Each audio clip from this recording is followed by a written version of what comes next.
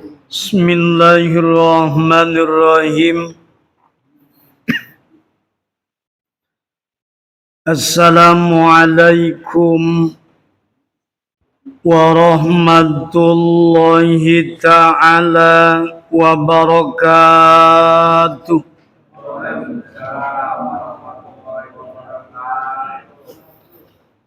Alhamdulillah. Alhamdulillahilladzi amaral mu'minina ayyasumu hatta yastakmilu akhir syahri Ramadan fasamu wajtanibul ma'akila wal masyariba wal wiqa bainal azwaj walhamdulillahilladzi amarna bil istiqomati wal jamaah kama amara rabbuna bi kitabi litabtagu fadlam minallahi waridwan. Ashhadu an la ilaha illallah nas'aluhul ghufran wa ashhadu anna sayyidana Muhammadan abduhu wa rasuluhu akhlaquhul Qur'an. Allahumma fassalli wa sallim ala sayyidina Muhammadin wa ala alihi wa ashabihi yanaluna ridwan amma ba'du. Faqad qala ta'ala fi kitabihil karim wa huwa asdaqul qailin. A'udzu billahi minasy syaithanir rajim. Bismillahirrahmanirrahim. Innal ladzina qalu rabbuna Allah summa istaqamu tatanazzalu alaihimul malaikatu alla takhafu wa la tahzanu wa abshiru bil jannati allati kuntum tu'adun. Al-ayat. Sadaqallahul azim wa sadaqa rasuluhun nabiyul habibul karim walhamdulillahi rabbil alamin. Hadratul mukarramin yang sangat-sangat kami hormati, para guru-guru kami, para asatidzah,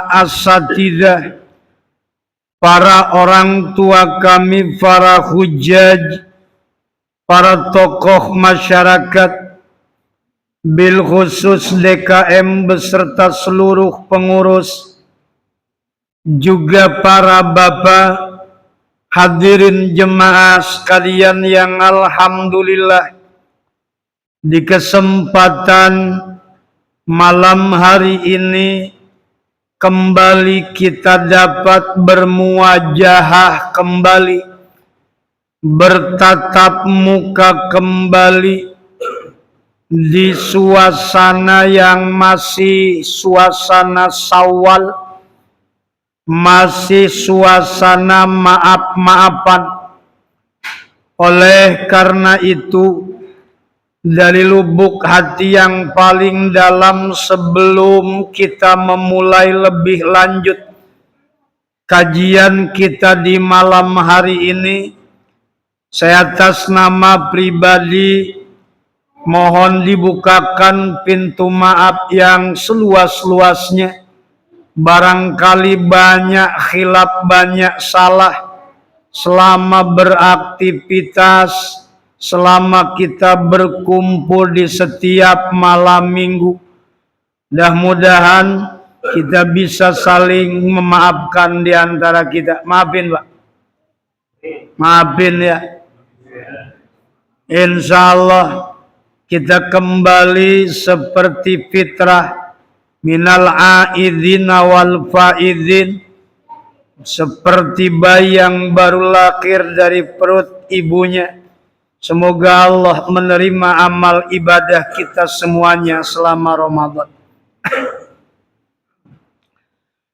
Puji dan syukur kita marilah senantiasa kita panjatkan kehadirat Allah Subhanahu wa Ta'ala atas limpahan karunia-Nya kepada kita sekalian. Tak lupa salawat beserta salam semoga tercurah limpah selalu kepada junjunan alam, yakni Habibana wa Nabiyana Muhammad sallallahu alaihi wasallam, juga keluarganya, sahabatnya, tabi'in dan tabiatnya, sampai kepada kita sekalian selaku para pengikutnya. Mengawali kajian kita malam ini kayaknya memang bukan kajian. Kebetulan kitabnya juga nggak dibawa, kayaknya kurang siap. Anggaplah pembukaan ini. Tapi DKM sudah bawa kitab ini. Yang lain kayaknya sudah bawa juga. Nggak masalah sih. Mengawali kajian kita di kesempatan malam hari ini, atau mengawali pembukaan kita, mari kita bersama bersolawat terlebih dahulu. Ya Rabbi salli ala Muhammad, Ya Rabbi salli alaihi wasallim. Ya Rabbi salli ala Muhammad, Ya Rabbi salli alaihi wasallim. Ya Rabbi balighul wasilah, Ya Rabbi khussahu bil fadilah. Ya Rabbi salli ala Muhammad, Ya Rabbi salli alaihi wasallim. Ya Rabbi warḍu 'anis sahabah, Ya Rabbi warḍu 'anis sulalah. Ya Rabbi salli ala Muhammad, Ya Rabbi salli alaihi wasallim. Ya Rabbi warḍu 'anil masyayikh, Ya Rabbi farham walidina. Ya Rabbi salli ala Muhammad, Ya Rabbi salli alaihi wasallim. Ya Rabbi warhamna jami'a, Ya Rabbi warham kulla muslim. Ya Rabbi salli ala Muhammad, Ya Rabbi salli alaihi wasallim. Allahumma salli wa sallim wa barik alaihi wa ala ali al-Fatiha. A'udzu billahi minasy syaithanir rajim. Bismillahirrahmanirrahim. Alhamdulillahi rabbil alamin, arrahmanir rahim, maliki yaumiddin. Iyyaka na'budu wa iyyaka nasta'in, ihdinas siratal mustaqim. Siratal ladzina an'amta 'alaihim ghairil maghdubi 'alaihim waladdallin. Rabbi ighfirli wa liwalidayya, amin. Dibuka kajian kita malam ini di bab baru kalau nggak salah ya. Di halamannya 382. Itu bukan?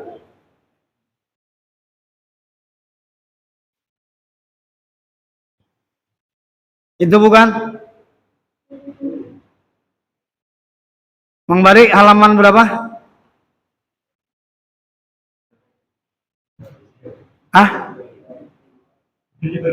Kenapa?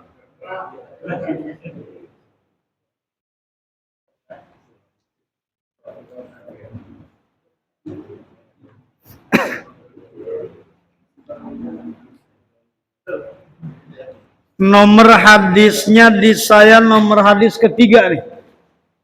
Ya, itu ya. Baik. Bismillahirrahmanirrahim. Yang penting niatannya adalah membuka kembali kajian, maka paling tidak walaupun bahasannya nanti kemana-mana, paling tidak ada 1-2 hadis yang kita bahas di malam ini. Silahkan dibuka di halaman 382.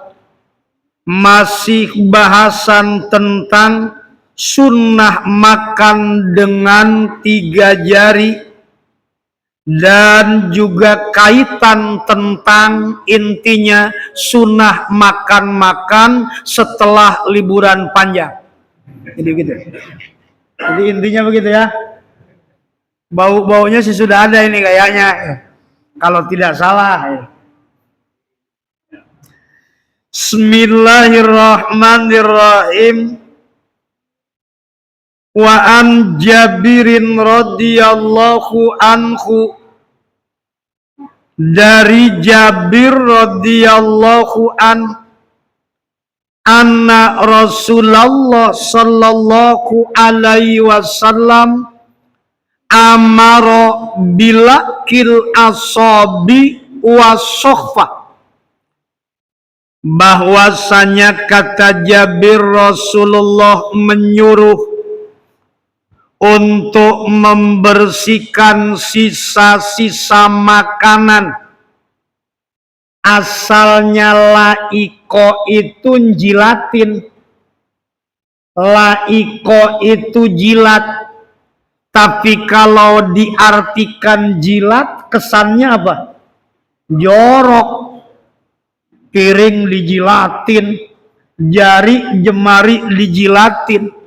Makanya bahasanya yang lebih sopan adalah membersihkan.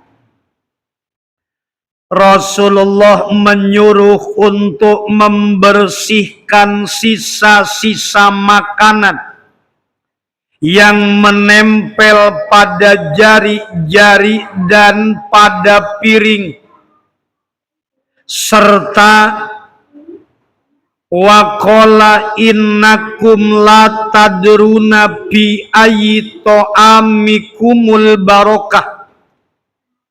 Kata Nabi, sesungguhnya kamu sekalian tidak mengetahui pada bagian manakah dari makananmu itu yang mengandung keberkahan. Rawahu Muslimun, hadis riwayat Imam Muslim. Bapak hadirin yang dirahmati oleh Allah, malam ini walaupun kita membahas bab tentang makan-makan, walaupun kita membahas tentang bab etika akhlak dalam makan, tetapi intinya sebetulnya yang dicari dalam hal apapun, yang dicari itu adalah al-barokah. Apapun yang dicari seseorang itu nggak ada lain berkah. Berkah ketika ditempatkan dimanapun, maka sesuatu itu akan terlihat indah, Pak. Berkah berumah tangga, maka rumah tangga akan begitu harmonis, rumah tangga akan begitu indah. Berkah ditempatkan di anak, maka ketika kita punya anak bukan beban untuk kita, tetapi anak adalah menjadi apa? Menjadi perjuangan ataupun memang bagian daripada salah satu kebahagiaan tersendiri. Bahkan ketika berkah memiliki teman bukan cuma sahabat, tetapi ajang untuk kita kemudian mencari motivasi, ajang untuk berkompetisi dalam soal kebaikan. Bahkan bicara tentang harta yang berkah, itu yang memang harus dicari oleh seseorang. Kata Nabi Sallallahu Alaihi Wasallam dalam hadis yang lain, kalau ingin melihat seseorang itu bahagia, maka bagaimana mereka memperoleh keberkahan dari 4 hal. Jadi kalau orang ingin bahagia, maka dapatkanlah kebahagiaan itu dari memperoleh keberkahan 4 hal. Mana 4 hal? Kata Nabi, arba'un min sa'adatil mar'i. Ada 4 kebahagiaan manusia ketika di dunia. Mana? Antakuna jaujatuhu sholihah. Dia memiliki istri, memiliki pasangan, adalah pasangan yang soleh. Kenapa? Pasangan yang soleh itu berkah buat suaminya, berkah juga buat istrinya, berkah buat rumah tangganya. Itulah hebatnya pasangan yang soleh. Makanya maaf, yang sudah ditinggal pasangan, kalau pengen nyari keberkahan lagi, maka harus apa? Ditinggalin 2 lagi gimana sih? 1 aja susah. Aduh, jangan bercanda sama orang tua mah. Bercandain orang tua. Antakuna jaujatuhu sholihah. Sampai dikatakan bicaranya rumah tangga itu kalau berkah bukan cuma sebatas membangun rumah ketika di dunia, tapi targetnya adalah membangun gedung, membangun istana di surga. Sampai-sampai kata Allah kepada Nabi Adam, ya Adam muskun anta wa zaujukal jannah. Hai Adam, masuklah kamu beserta istrimu menuju surga Allah. Itu jelas, rumah tangga bukan cuma sebatas membangun rumah ketika di dunia, tapi membangun istana di mana? Istana di surganya Allah. Dalam ayat lain Allah katakan, udkhulul jannata antum wa azwajukum tuhbarun. Masuklah kamu beserta istri-istrimu. Tuh bahasanya, istri-istrimu kemana? Masuklah ke dalam surganya Allah. Tuhbarun, engkau akan dibahagiakan. Jelas kebahagiaan yang harus kita kejar, bukan bicaranya cuma sekedar bahagia dunia. Sampai akhirat orang harus ngejar kebahagiaan. Lewat apa? Cari keberkahan dari rumah tangga. Punya pasangan yang soleh, punya pasangan yang solehah. Itu yang pertama. Nomor kedua, wa antakuna auladuhu abroro. Anak-anaknya mirip kayak Pak Prabroro. Masa anak mirip Prabroro sih?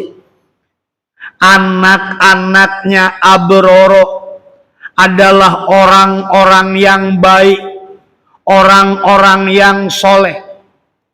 Kalau ada orang yang berkata, sebetulnya ketika anak soleh itu buahnya apa? Jawabnya nggak ada lain, berkah.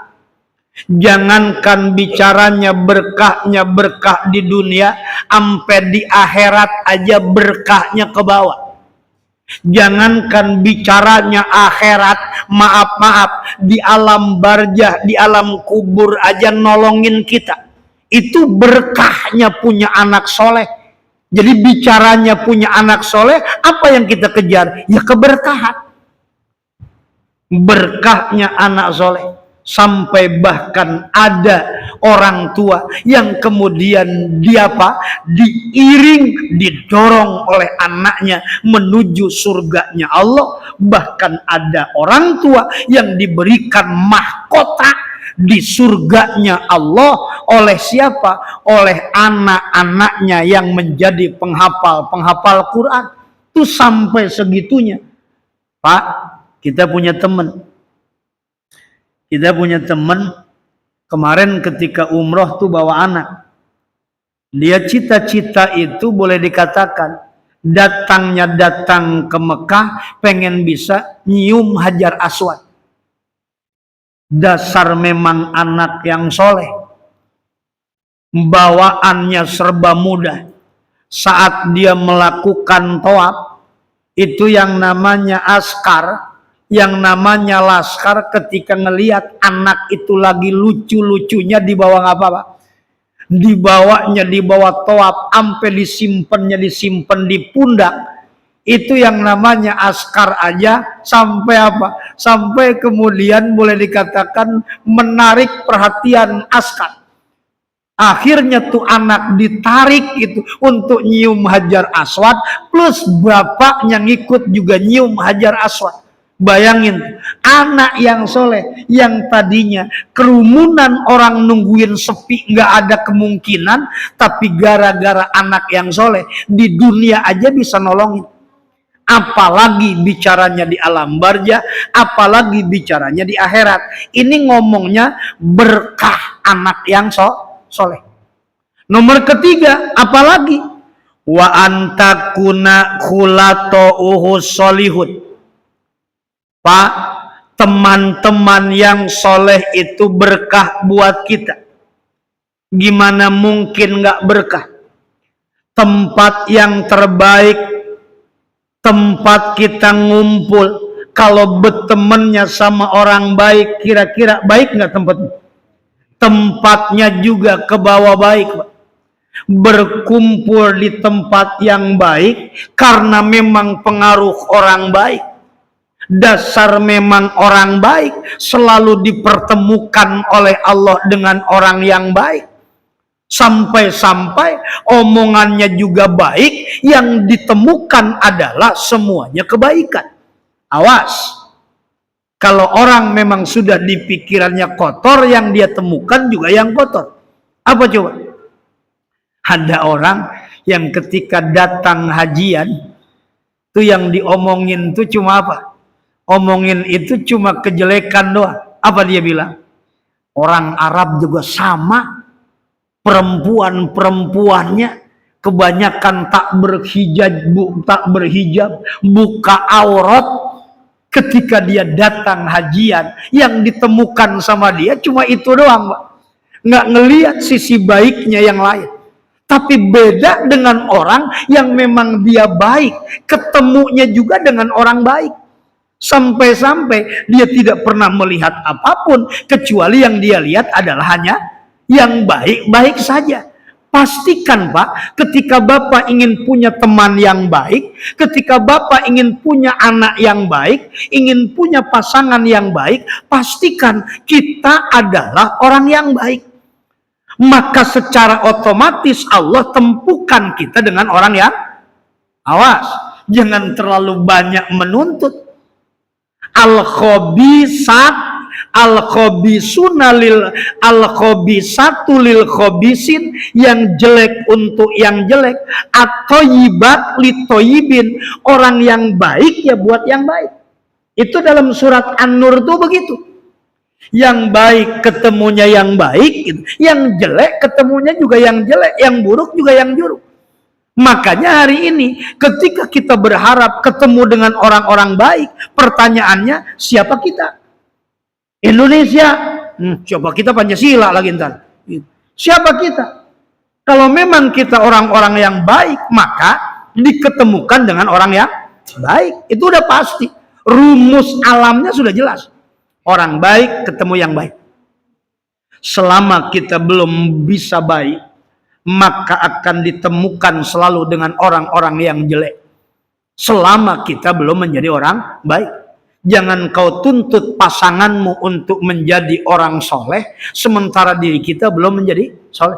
Jangan kau tuntut pasanganmu untuk menjadi orang baik, sementara diri kita tidak menjadi baik. Itu 2 tuh 3 ya. Nomor keempat apa? Wa antakuna rizquhu fi baladi. Yang namanya rizki, Pak, yang dicari itu bukan banyak. Walaupun ada istilah duit di kita di Indonesia itu boleh dikatakan kecil dapatnya, Pak. Tapi bicaranya bicara duitnya duit Timur Tengah, duit Arab, boleh dikatakan duitnya duit luar negeri gede, Pak. Tapi maaf, yang di Indonesia kita anggap kecil, boleh dikatakan 1 juta, 2 juta, 3 juta, alhamdulillah. Karena memang berkah untuk biaya hidup itu dianggap cukup. Tapi segede apapun gaji dari luar negeri, kita nggak pernah bisa nyimpen, Pak. Bayangin. Kenapa? Lagi-lagi bicaranya berkahnya ketemu nggak? Makanya ada istilah rizki itu sebetulnya yang bagus tuh yang mana? Rizki itu yang bagus itu yang kagak jauh. Wa antakuna rizquhu fi baladi. Cukup di negerinya, cukup di kampung halamannya, cukup dia kemudian di Bekasi nyari duit, cukup dia di Jakarta nyari duit, ketemu anak tiap waktu, tiap saat, ketemu istri berkumpul tiap waktu, tiap saat, selesai, Pak. Daripada boleh dikatakan nyari duit jauh-jauh kemana-mana, nggak pernah ngumpul sama anak, nggak pernah ngumpul sama istri, disangka tugas suami cuma nyariin apa? Cuma nyariin duit. Disangka tugas suami cuma nyari nafkah, padahal di sisi lain ada kewajiban yang lain. Mana? Bukan cuma memberikan nafkah, memberikan pendidikan. Bukan cuma sekedar memberikan nafkah, tapi bagaimana menjadi uswah, menjadi teladan. Itu yang terpenting. Memang ukurannya kecil, tapi maaf, bicara berkah cukup, Pak. Makanya di situ saya bilang, berkah itu, bahagia itu, kalau kita memperoleh keberkahan dari 4 macam tadi. 4 hal tadi, itulah yang harus memang kita cari, yang harus kita dapatkan lewat keberkahan tadi. Lagi-lagi yang kita cari adalah berkah. Termasuk dalam soal kemudian ibadah Ramadan, apa yang kita kejar? Kalau ibadah Ramadan yang kita kejar Lailatul Qadar, saya bilang kita salah. Gitu. Kenapa sebabnya? Ramadan itu cuma sekedar madrasah. Madrasah yang paling jujur bukan ibtidaiyah. Madrasah yang paling jujur bukan sanawiyah. Madrasah yang paling jujur bukan aliyah, tapi madrasah yang paling jujur itu adalah Ramadan. Kenapa saya katakan Ramadan adalah madrasah yang paling jujur? Di era sosial media, di era digital, eranya boleh dikatakan era zamannya zaman handphone yang disebut dengan apa? Yang disebut dengan smartphone. Jadi bicaranya handphone tuh sekarang tuh udah cerdas bener. Lah kitanya yang kadang-kadang terbelakang, handphonenya malah cerdas. Nih di era digital, tuh yang paling ikhlas tuh apa coba? Nggak ada lain, Pak. Sholatnya orang maaf, boleh dikatakan masih bisa diperlihatkan. Hai guys, aku lagi di depan Ka'bah, lagi mau sholat berjamaah guys. Tuh, malamnya malam 21 ke atas Ramadan. Hai guys, kami lagi iktikaf bareng nih guys, gitu kan? Tuh, kita lagi baca Quran nih, kita lagi sedekah nih, peduli yatim. Pertanyaan, kalau puasa gimana caranya kita nunjukin orang? Hai guys, aku lagi puasa nih, cok. Aku lagi puasa, cok, gitu kan? Enggak, Pak. Kali ketika kemudian, hai guys, lagi lemes banget nih, puasa hari ini nih panas betul. Enggak bisa. Sampai dikatakan kata Nabi, kullu amal ibni adamalahu. Seluruh amalan anak Adam itu bagi dirinya. Sholat bagi dirinya, kemudian zakat bagi dirinya, kemudian sodakoh bagi dirinya, ibadah tawaf bagi dirinya, umroh haji bagi dirinya, semua untuk dirinya. Tapi kata Nabi, illas saum, kecuali apa? Kecuali puasa. Kenapa dengan puasa? Fa innahu li, puasa itu hanya untuk diriku. Puasa itu hanya untuk Allah.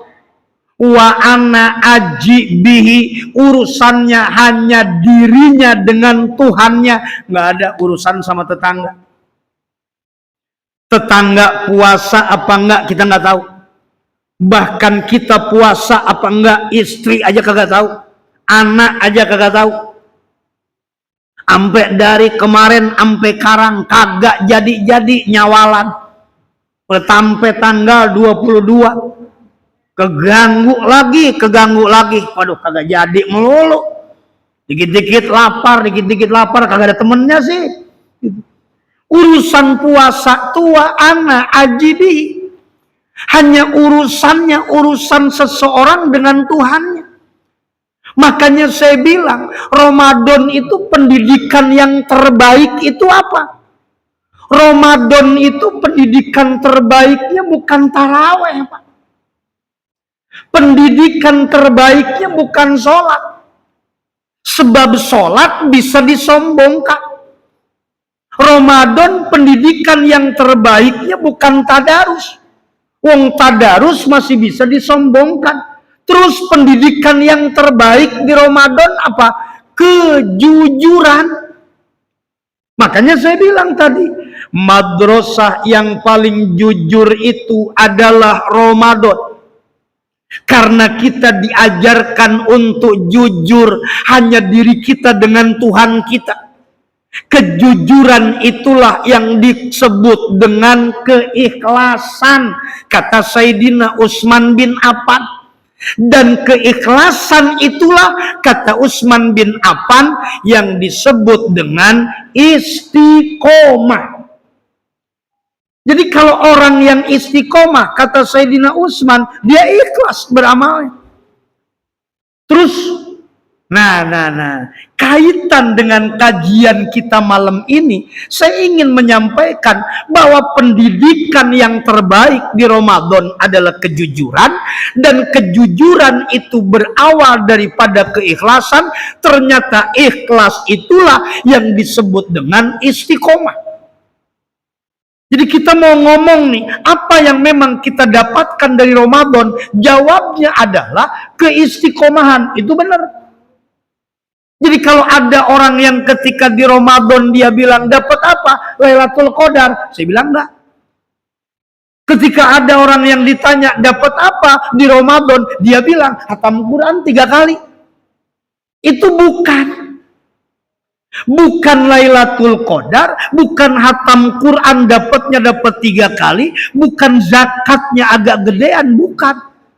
Terus apa? Jawabannya adalah tingkat keistiqomahan. Emang yang dinamakan istiqomah apa? Dikatakan secara etimologi, yang dinamakan istiqomah itu adalah tegak lurus, kagak belok kiri, kagak belok nganan, namanya istiqomah. Tapi secara terminologi, secara istilah, yang namanya istiqomah itu pendapat para sahabat, ulama juga beda-beda. Kata Sayyidina Abu Bakar, istiqomah itu adalah bagaimana kemudian orang betul-betul berpegang teguh kepada tauhid, tidak menyekutukan Allah dengan sesuatu apapun. Kata Sayyidina Abu Bakar, istiqomah itu adalah tidak menyekutukan Allah. Itu Abu Bakar. Berbeda dengan pendapat Sayyidina Umar. Sayyidina Umar berkata yang dinamakan istiqomah itu adalah bagaimana kemudian orang berkomitmen terhadap perintah dan berkomitmen terhadap larangan. Komitmennya apa? Perintah ya harus dikerjakan, larangan ya harus. Itu kata siapa? Kata Sayyidina Umar. Jadi kata Sayyidina Umar itu, istiqomah itu komitmen terhadap perintah dan larangan. Tapi kata Sayyidina Utsman bin Affan, saya bilang tadi, kata Utsman bin Affan, yang namanya istiqomah itu adalah mengikhlaskan amal, sehingga tidak ada yang dikejar dari amal kecuali hanya ridho Allah. Tidak ada yang dikejar dari amal kecuali cuma istiqomah. Sampai kata ulama, kun tolibal istiqomah wala takun tolibal karomah. Jadilah engkau orang yang selalu mengejar istiqomah, bukan ngejar karomah. Tahu karomah? Karomah itu kemuliaan. Karomah itu target, cita-cita, harapan. Orang ketika sholat pengennya selalu dikabul. Harapannya ingin terwujud. Naik pangkat, naik jabatan, segala macam. Itu namanya karomah. Kata ulama, jelek kalau orang ibadah ngejar-ngejar karomah. Terus gimana? Sudah, kun tolibal istiqomah. Yang dikejar dalam soal ibadah itu adalah istiqomahnya.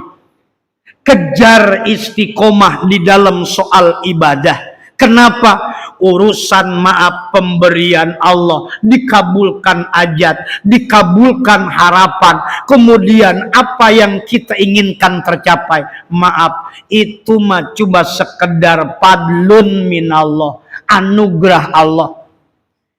Yang terpenting kata Sayyidina Utsman bin Affan, istiqomah orang dalam ibadah itu artinya adalah belajar ikhlas, belajar jujur. Kalau kita ingin tahu diri kita sudah istiqomah atau belum, kira-kira ada tandanya enggak? Ini kita udah istiqomah belum? Jawabnya tergantung. Tandanya orang istiqomah ada 4. 1, tandanya istiqomah itu dikatakan adalah sabatul qodami, teguh pendirian. Artinya teguh pendirian, mau datang nikmat, mau datang cobaan, dia tetap melakukannya. Mau dia kemudian sedang sehat, sedang sakit, dia tetap mampu menjaganya. Itu namanya sabatul qodam. Orangnya teguh pendirian, tidak goyah. Nah ini, beda sama kita. Kita makan ke bawah sekaba-kaba. Gimana orang bawanya aja kita mah. Dibawa bener ya bener, dibawa gila ya. Nah, gila itu bukan istiqomah namanya. Nah ini yang pertama. Yang nomor kedua, Tandanya orang yang istiqomah adalah as-sakinah atau at-tumakninah. Kenapa bahasanya at-tumakninah as-sakinah? Orang ketika saat melakukan sholat ketemu dengan kedamaiannya, ketemu dengan ketenangannya. Ketika zikir orang ketemu dengan tatmainnul qulubnya. Makanya kalau ada orang yang bilang, apakah jasmani kita butuh makan? Ya. Apakah jasmani kita butuh asupan? Ya. Tapi ketika kemudian ditanya, apakah ruhani orang juga butuh asupan makan? Saya bilang, iya juga. Kenapa? Asupan makanan ruhani itu adalah ibadah. Orang-orang yang tidak pernah melakukan ibadah, ruhaninya rapuh, mudah putus asa, tidak pernah menemukan ketenangan, tidak pernah menemukan kedamaian. Perhatikan, silahkan orang yang jauh dari masjid, jauh dari rumah Allah, jauh dari tempat-tempat yang baik, kemungkinan stresnya lebih tinggi, kemungkinan putus asanya lebih tinggi.